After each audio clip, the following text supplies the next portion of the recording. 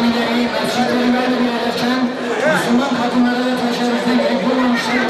Bebekleri annelerin gözleri önünde pişirerek kat toplamak şeklinde sergilemişlerdir. Tekbir!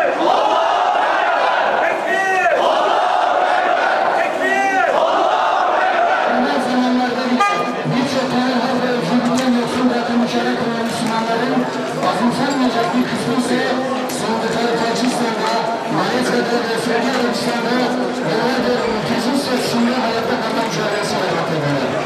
İnsanların tek kurtuluş rehberi Peygamber Efendimiz sallallahu aleyhi ve sellem'in vefatından ama 100 yıl bile geçmeden Müslüman tüccarlı ve konşerleri kanlılarını hak İslam'ı seçmiş ve Budist hükümlerle bölgeye uyum çıkarmaya bulununcaya kadar barış içerisinde yaşamışlardır.